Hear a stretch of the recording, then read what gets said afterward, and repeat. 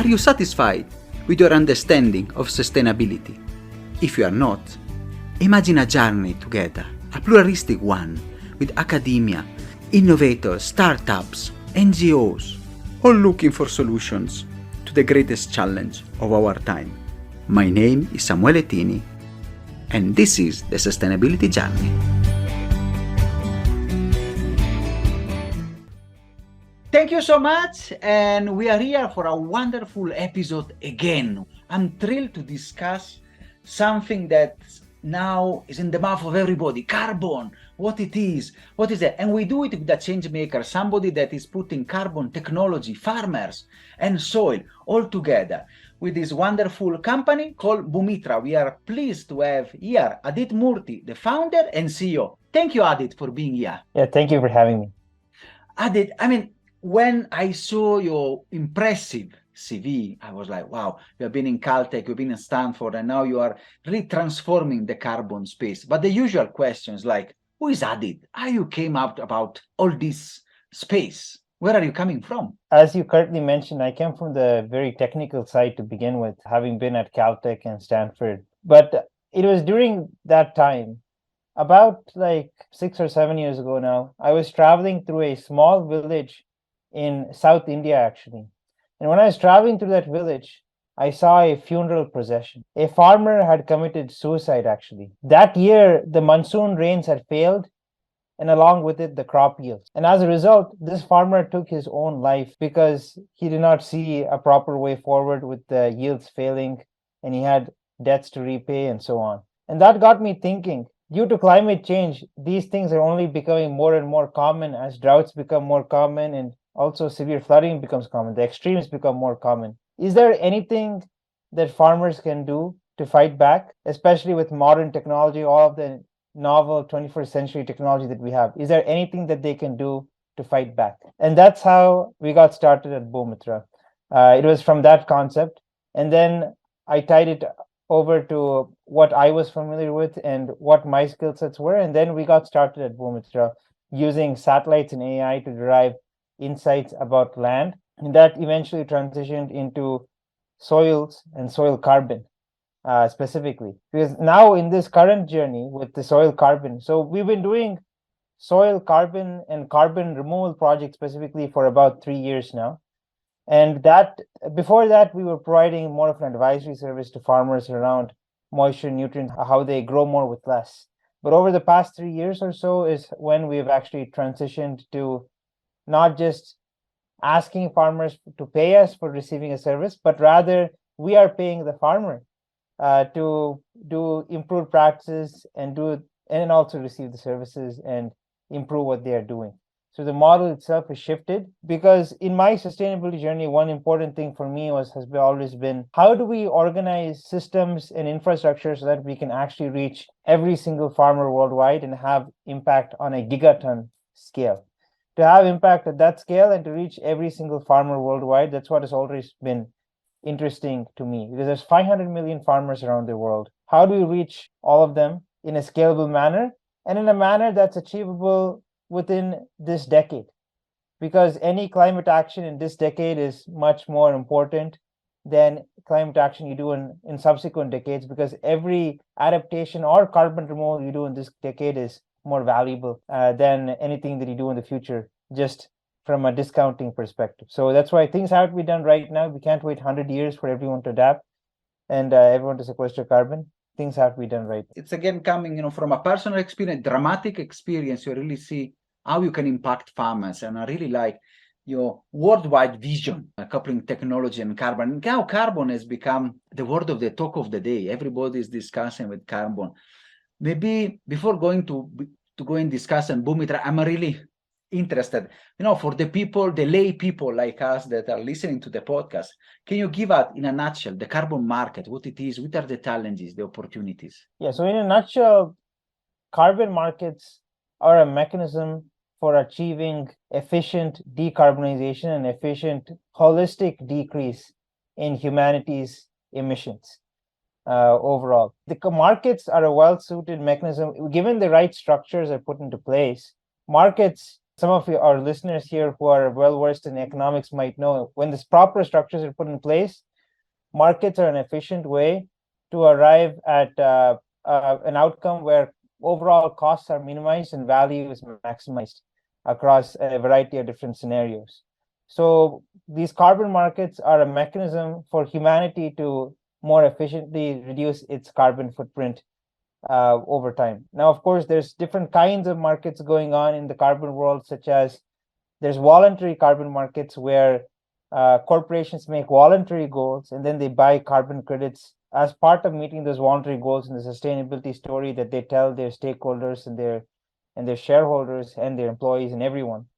Then there's also compliance carbon markets, which are becoming a much larger thing, with not only with regional agreements but also international agreements like the EU's ETS, California's cap and trade, and all of those are compliance programs which have a different set of rules determined by governments. And also, of course, the Paris Agreement establishes a different kind of compliance regime. So those exist. Also, there's voluntary markets where companies may voluntarily buy credits.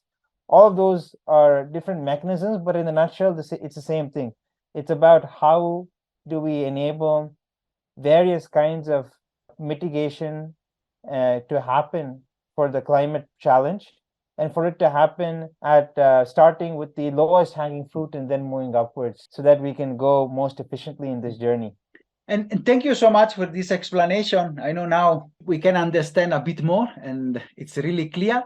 And now you have mentioned before Boomitra, how you are using within the space, and I'm sure it's more on the voluntary side, how you are using technology and carbon. Are you coupling them together? Yeah, so as you correctly said, most of our work today is on the voluntary side. We are exploring some compliance projects as well, but it is mostly on the voluntary side. And in this voluntary side, what we at Boomitra actually enable is we do a variety of things, starting from the farmer all the way to the buyer of the credits. So alongside several of our different partners, which I'll say a bit more about in a moment, we work with farmers in large numbers. And with these farmers, we encourage them to do improved agricultural practices that enable them to build up soil carbon levels, the carbon levels in the soil. The carbon, you can think of it like things such as humus, even starting with that. That's part of soil organic carbon, soil organic matter. So we work with farmers for them to adopt improved practices. And these practices include things like conservation agriculture, regenerative agriculture, sustainable agriculture. There's many synonyms for them. Include practices like reduced tillage, crop residue management, manuring, composting, those sustainable agriculture, regenerative agriculture, conservation agriculture practices that you've heard of. These practices enable soils to increase in their carbon levels. What has actually happened in practice is that plants are growing efficiently, and then we have enabled some of that carbon that plants have captured as part of their photosynthesis to end up in the ground and be stored in the ground. That is what increasing soil carbon is actually doing, is we are making sure that we retain the hard work that the plants have done in the ground. So as this happens, soil carbon goes up. And as the soil carbon goes up, we are effectively, we go from end to end, we have effectively taken CO2 that was in the atmosphere, plant has absorbed it, put it into the ground, and we have kept it in the ground. So we have done some capturing of carbon there, sequestering of carbon in that process, and soil carbon has gone up. Now that soil carbon has gone up, that increase in carbon is directly proportional to what we call a carbon removal credit. So those are counted in tons. So for example, in 1 year from doing such a practice, maybe the farmer generates like 1 to 2 or 3 tons of carbon sequestration per year or so. That carbon, we use satellites and AI. We have proprietary AI along with a vast amount of satellite data at Boomitra that we use to measure that soil carbon level. We are able to directly measure with our AI this soil carbon level at t equals 0, which could be the starting point when the farmer adopts a practice. And then we might come back after like t equals 1 year or 2 years or 3 years or whatever interval, and then see what has been the change in soil carbon. So we see the soil carbon at t equals 0 and the soil carbon at t equals 2. The difference is directly proportional to the carbon removal credit. And then, of course, we have to go through a standards process. So every single credit that Boomitra has in its pipeline or issues is considered a third-party certified internationally recognized credit. So what that means is we have to go through a third-party audit process with a reputed international standards body that everyone accepts as a valid standards body for carbon credits. In our case, for example, there would be Vera. If you go to the Vera registry, for example, you can search Boomitra and see we have 6 projects globally, which I'll get into our projects in a bit later in this talk. But we have 6 across these 6 projects. They are all following the Vera standard, which means that Vera is the standards body that has created an array of methodologies of how you can do carbon credits. One of them is also soil carbon, and they provide the certification mechanism, and they are international nonprofit that is internationally recognized for providing a valid standard for carbon credits. Of course, there's occasionally various media questions that arise, which we'll get into the media questions a bit later. But for example, like there's a Vera process. There's a third-party auditor that comes, who is completely unrelated to us, who comes and studies what happens on the ground. They check whatever is happening, and then they say that all the calculations and the groundwork is right, and then we have credits. And those credits, we then go to Fortune 500 companies for the most part today, though we are expanding to smaller companies as well, and provide these credits to them for them to meet their sustainability goals and for them to meet whatever targets that they've set from the ESG perspective. And they buy these credits. So they buy these credits from us for a given price.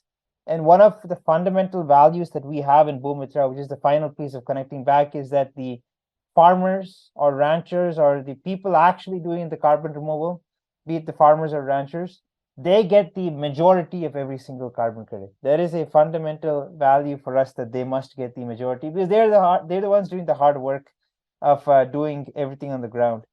Then our partners on the ground, which often include local communities supporting these farmers and ranchers, they also get a percentage of the credit. So the people on the ground plus the farmers and ranchers together, they get the vast majority of the carbon credit with us.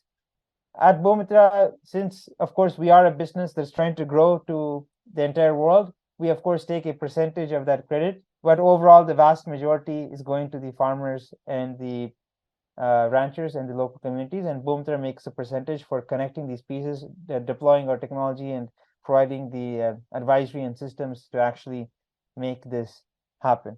That's end to end of how the soil carbon measurement with satellites and AI works and how it connects back to generating carbon credits. Another small thing which we also do is using the same satellites and AI, we also measure nutrient levels and moisture levels in a similar fashion. Those are used for providing advisory to the farmers, either by us through our digital interfaces or through our partners on the ground as well. They provide advisory to the farmers for them to do better. So our technology kind of helps farmers to not only implement what they're doing, but also monitor what they're doing so that we can turn it into carbon credits from end to end and generate and provide the maximal value back to the farmers. Very interesting, and thank you for the comprehensive and very clear explanation. And I really like the last bit about the farmers, because I've been in contact with many projects, and usually this is one of the elephants we will discuss, and it's really how you can unlock the benefits of the carbon market and reaching really the people that are suffering the most and also the ones that are doing the techniques. Can you describe a bit some of the impacts and the milestone reached? And then I have an additional question that is just if you can quantify, let us say maybe 60-40, or is it proprietary? You can disclose that, or it varies by projects, the proportion to the farmers and Boomitra? Right, yeah. So I'll start there. It actually does vary by project because some projects have different complexity. I don't think Boomitra has ever done 40% because we also include the partner percentage there. So we have many partners who are helping us to work on the ground in different parts of the world, and they also support these projects that we have, right? We have 100+ partners all around the world, and they include agri-businesses, even like big crop nutrition companies and so on. But they also include NGOs, like Mexico's largest environmental NGO, Brazil's largest environmental NGO, and so on. They include major international organizations. Like in East Africa, one of our biggest partners is the World Food Program's support, along with various programs that they have there, such as the Farm to Market Alliance program that connects to farmers at scale. So there's many different partners that we have. Some big ones, like the World Food Program, big NGOs, big crop nutrition companies. There's also a variety of more organizations that we work with, having great impacts on the ground. Yeah, so there's the variety of organizations, from the really big ones to also several small ones. All of them are having great impacts on the ground. Following up to that, as I was mentioning, these partners, they support us in doing these things. So at the end of the day, it depends on the complexity. There's some projects that have a lot of small farmers, and then there's more complexity in dealing with smallholder farmers. There's some projects that work with medium-sized to larger farmers. There's slightly less organizational complexity in those ones. So the percentages to farmers do vary, but they always get the majority, and the farmer plus the ground forces of the partner, they get the vast majority of the credit. So in terms of overall numbers, today we are across about 5 million acres that's actually associated or enrolled with our project, across these 6 projects that are in a more mature stage, as I mentioned earlier. There's also some more nascent projects that are not yet been announced publicly, that have several millions more in acreage that will be associated with those. But the 5 million acres is with the current known projects that we have that are known publicly. And across these projects, we have about 150,000 plus farmers. So most of that count obviously comes from small farmers, because small farmers quickly add up to the count. However, so most of that count of the farmers comes from India, and now soon Kenya as well. Kenya is growing very fast in the farmer numbers with us. It grows. Yeah, I think the fastest enrollment of farmers in the history of Boomitra has been in Kenya, actually. And we look forward to maybe bringing even more. Yes, exactly. Yeah, but in India, of course, we currently have more smallholder farmers there than anywhere else. But in terms of acreage, we have most of our acreage in the Americas at the moment, because that's where simply the farm acres tend to be larger. But that does not necessarily mean that those places are always the ones that are getting more carbon credits. In fact, the smallholder farms are more intensively managed. So for an acre, they might be getting more carbon credit per acre than the much larger ranches. If you've seen any Western movies and those huge landscapes, that's literally some of the areas that we work in. Right? They're huge open landscapes. There, the acres are large. The carbon yield per acre is much lower. But since the acres are large, we have some interesting economics going there as well. So just to summarize very quickly, we have huge grassland ranching project in Mexico. We have a similar huge grassland ranching project in Brazil, Argentina, and Uruguay, in the border region of those places. That's known as the Pampas grassland biome. You might be familiar with that. Then in East Africa, we have 2 different projects, one concerning smallholder farmers with the croplands in Kenya, and soon also in larger East Africa region. And a second one concerning the grassland regions, ranging the places where the conservancies are in Kenya. In fact, that was in my mind also, how you can link conservation and carbon and also unlock that part. For sure. Many of our partners might have started out in the conservation realm, actually. And then they come with us, and then they realize that this carbon finance and these carbon credits are a great pathway for them to finance conservation going into the much longer term. Because if you think about most grants and other philanthropic contributions, usually many grants tend to be tied to like 2, 3, or 4 or 5 year outcomes. But a carbon project is not that. And conservation work, as some of your listeners might know, is not necessarily something that is to be done in 2, 3, 4, 5 years. It's a long-term effort. Conservation is a long-term effort. And carbon credits are also a long-term effort. So there's kind of that sync up between those two. A carbon project actually exists for at least 30 years. So for that amount of time, we have to continue to do what we do and continue to increase carbon. As long as we continue to do that, we also continue to get carbon credits, and the overall system is financed. And it's really interesting to see, the big impacts. And a last number before we go now to tackle some hard questions is like, how many tons have you now? You said in the last 5 years you have removed. So our from the farmers have atmosphere. collectively removed more than 10 million tons of CO2 from the atmosphere. Our farmers and ranchers collectively across the millions of acres have collectively removed more than 10 million tons.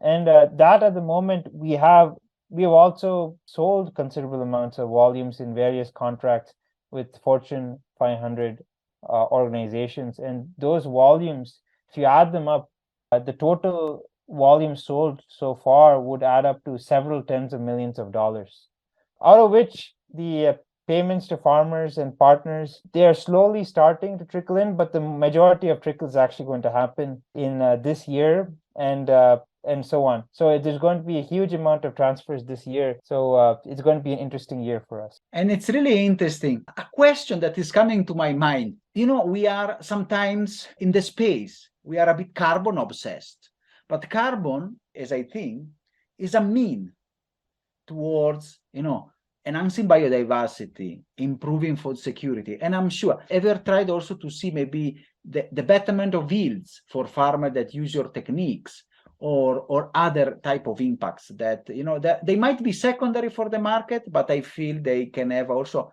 a huge impact for the life of the farmer. So when we actually go and try to establish a project, the first thing that we actually check is that the practices that we are trying to deploy here are actually aligned with what the farmers actually want to do, and properly go and incentivize those. So we would never incentivize a project that was decreasing yields, for example. So we see many examples where farmers, after adopting our practices, immediately achieve great increases in yield. I'll actually share a picture later on that maybe you could share with your listeners as well about just this. Just within 1 or 2 years, yields in a small farm near Nakuru in Kenya actually have like quadrupled from adopting these improved practices. You can see the difference between their farm and their neighbor's farm, how much the yield is higher from doing these practices, because as soil carbon increases, the fertility of the soil increases, and as a result, they're able to also grow more with the same land and the same resources. That is really what can be, like expanding a bit the carbon narrative, and also, going into the food security and so as an enabler for, and I'm sure also. Exactly. Yeah. Also, on the biodiversity side, this is more common in our grassland projects rather than the cropland projects, but we are tracking this as a fundamental thing. As the lands become better managed, there's more grass, more variety of grass. That also restores more wildlife. Think birds, more variety of birds. In the African continent, think more megafauna as well. The much larger animals as well have more habitat and are able to thrive more. So that's something also that's being measured and seen in our projects. And it's very, very interesting. And I know we can discuss a lot and see, but it's really fascinating, the work you're doing. Thank you from carbon and now improving yields and conservation. Now I want to ask another question. We all know that a few weeks ago, some article came out discussing the validity of the carbon market, and sometimes voices, they are a bit skeptical. We have had somebody, in episode 53, we discussed how you can do better carbon management and good carbon projects.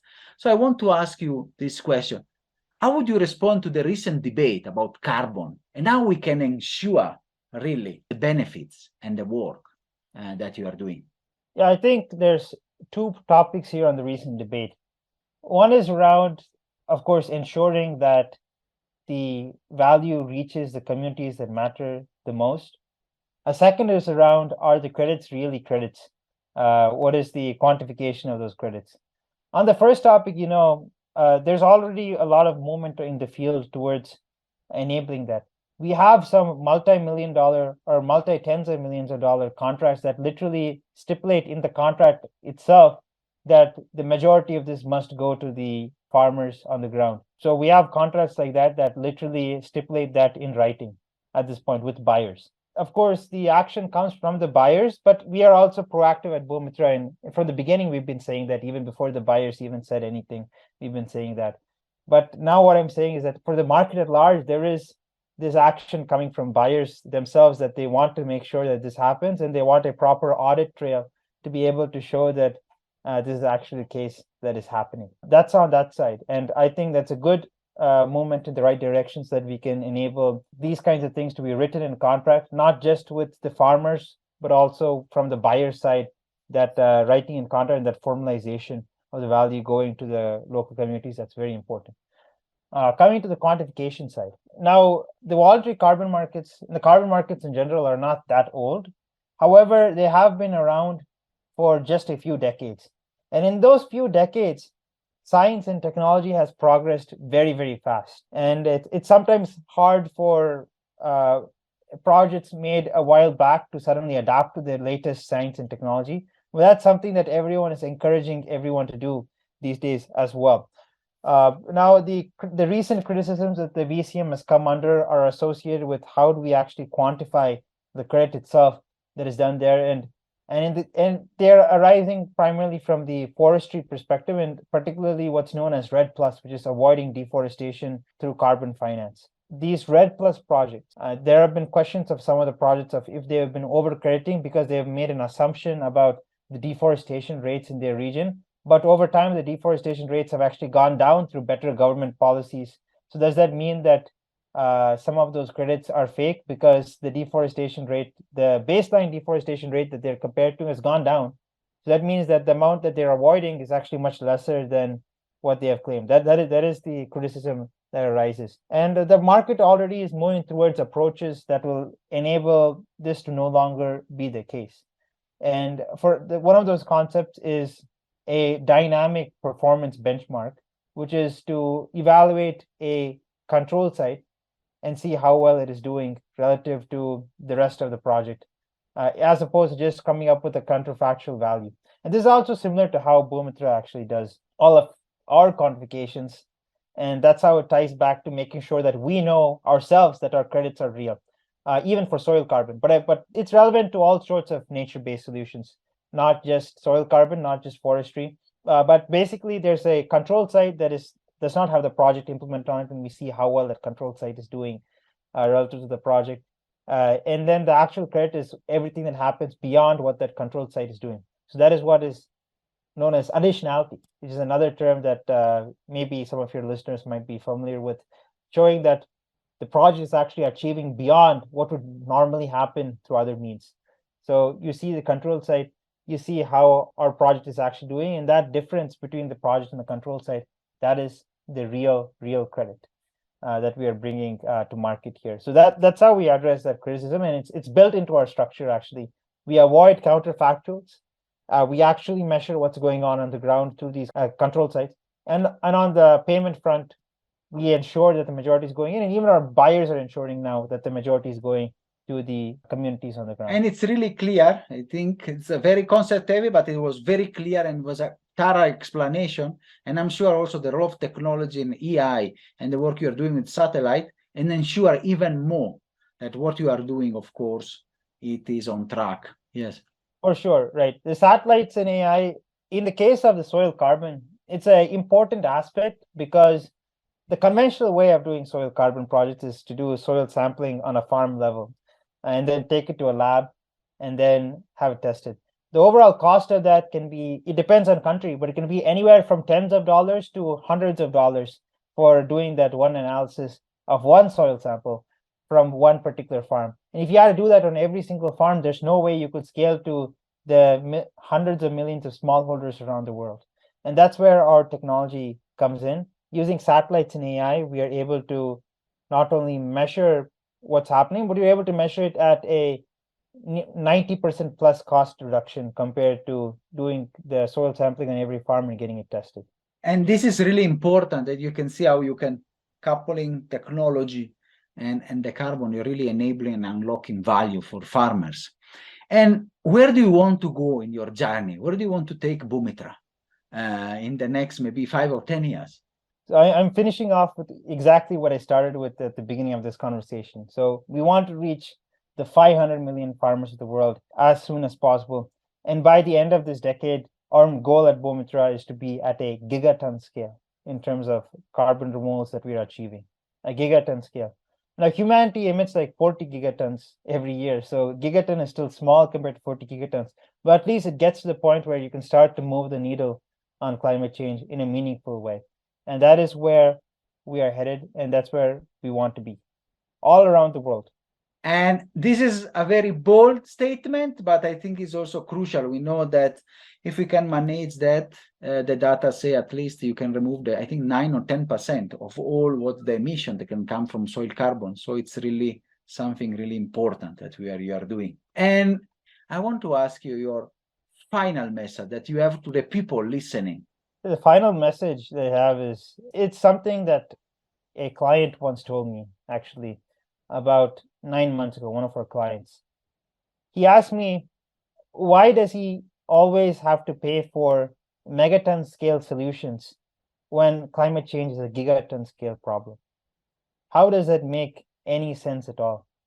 And the answer is, it doesn't really make much sense. If you don't have a pathway for scaling and you're sticking at a megaton scale, it's not very good, because climate change is a gigaton scale problem. So I'd encourage all of the listeners to think in terms of gigaton scale and how we can achieve that level of adaptation or mitigation, or in whatever area that you're working on associated with sustainability, doesn't matter, but think in terms of that scale, because that's how we can have a truly meaningful impact on climate change, be it on adaptation or mitigation or anything else. It's been a wonderful episode full of really concept, and we have really understood properly the incredible technology of Boomitra linking artificial intelligence, satellite, and soil carbon. Thank you so much. It's been a pleasure. Are you satisfied after this wonderful episode? Let's continue together our sustainability journey.